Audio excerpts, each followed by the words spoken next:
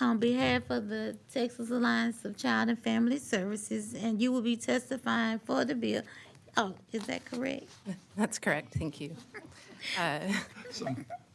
It's late. It is. Thanks for having me. I'll be quick, I promise. Honestly, my name is Jamie McCormick. I'm with the Texas Alliance of Child and Family Services.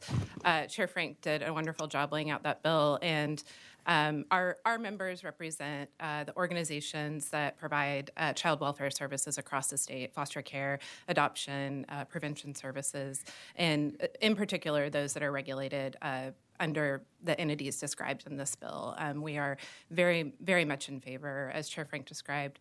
We're sort of under this more is better philosophy right now, and what that tends to do is we are adding on layers where we're starting to focus so much more on compliance than we really are about kind of the care and treatment of kids. And we really want to recenter to focus on those core safety principles, but also making sure that we can adapt and make sure our foster homes can adapt to meet the needs of those kids. We do have a lot of kids in care that are high needs kids, and sometimes just the layers and levels that we have to go through make it really difficult to care for those kids. And we want to make sure that they're the right people, that they're the right services, and that they're safe. But we've got a little bit of work to do. Our system has really gone through some transformational changes over the last 5 years or so, and but our regulatory system hasn't yet adapted to that. We think this is a great opportunity to do that, and we're excited about the approach. Happy to answer any questions, and I did want to note the handouts that we gave. You'll hear from Buckner today, who's a provider, but we've also got 3 member providers that have offered letters in support. They're very much excited about this, so thank you so much. Happy to answer any questions. Thank you. Members, are there any questions for the witness? Thank you. At this time, the chair calls Andrea Sparks, who is representing the Buckner International. Oh, that's my friend. Hey, from Dallas. Okay, Miss Sparks, we show that you are registered on behalf of the Buckners International, and you're testifying for HB 1517. Is that correct? That's correct. Okay. Go ahead with your testimony. Thank you, Chairman, for this bill. Thank you, members, for having us. We have been caring for children for 144 years in the state of Texas, and we absolutely understand the need for protections and accountability for our children. But a new set of standards can achieve that without driving potential foster parents away or discouraging normalcy and trauma-informed care in residential settings, and blocking kinship families from getting licensed, even though that license would mean much more financial support and services to help them and the children in their home. For example, why do grandparents have to take an annual course on cybersecurity?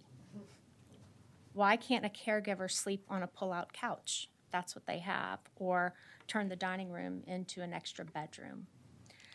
Sure, we can, and we do apply for variances for these kinds of things, and we get them, but that process takes away from the work we need to do to help these relatives care for the children. And it's very frustrating for kinship families when they want to do the right thing, and it's these little things that get in the way.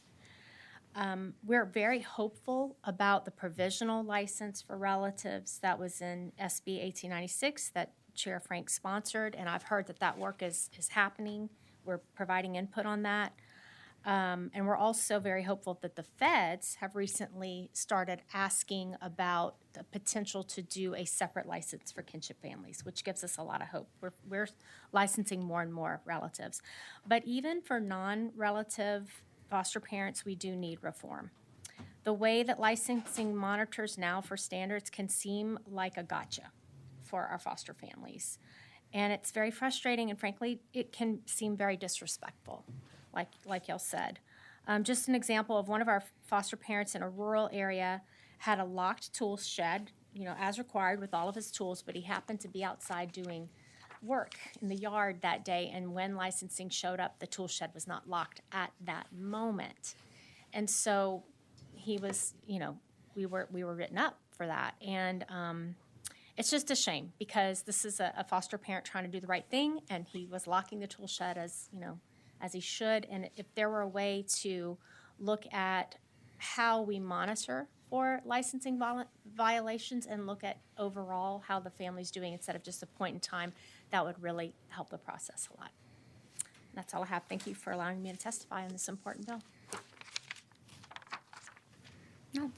I forgot I had the chair. And All right. I've got to say, Members Used to are me there. talking all the time. can I I just know. add one thing?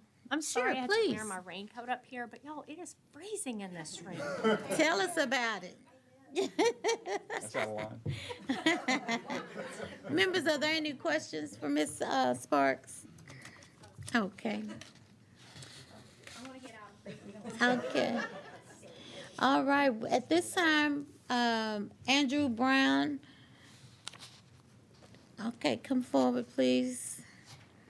Please state your name and who you're representing.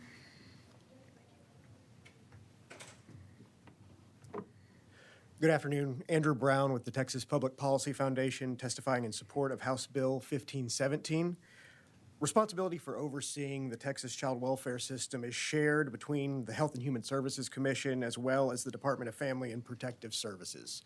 To make a very complex system a little bit more simple, HHSC is responsible for promulgating the rules, what we call minimum standards, governing the operation of child placing agencies as well as residential programs, while DFPS is responsible for contracting and ongoing monitoring of service providers, foster families, kinship families, and adoptive families who are licensed by the state. Overlaying these baseline regulations, as Chair Frank mentioned, are federal rules, which we can't do much about, as well as directives issued from monitors appointed by the federal judge in the ongoing MD versus Abbott lawsuit. So all told, anyone wishing to serve children and families through our child welfare system at any given moment could be subject to up to 4 layers of regulation. And each of these layers don't often talk to each other very well. They're siloed. And while protection of children in the care of the state is of the utmost importance, because of the current regulatory landscape, which has been described as inefficient, disjointed, and confusing, we're often getting a contrary result. The environment has actually led to the withdrawal of a number of high-quality providers who have determined that it's simply too burdensome to operate in Texas. What we appreciate about House Bill 1517 is not only that it seeks to streamline and simplify this regulatory environment, but as you read through the bill, you'll notice that each of the deliverables that we're requesting from this third-party evaluator has a specific purpose in mind. For example, if we're looking at easing ongoing licensing, training, and oversight requirements, well, we're looking to ease those things that are acting as barriers to retaining high-quality foster, kinship, and adoptive homes. We want to provide maximum flexibility for the application of standards so that services are responsive to the unique needs of children in the care of the state. I think this is an important detail of the bill because it tells that contractor exactly what we're trying to do, what goals we're trying to accomplish, and will direct their recommendations towards achieving those goals. We thank, again, Chairman Frank for bringing this important bill. We think it will be an effective tool in the ongoing work that you all have done such a good job at of improving our foster care system in the state. And I'll be happy to answer any questions you may have.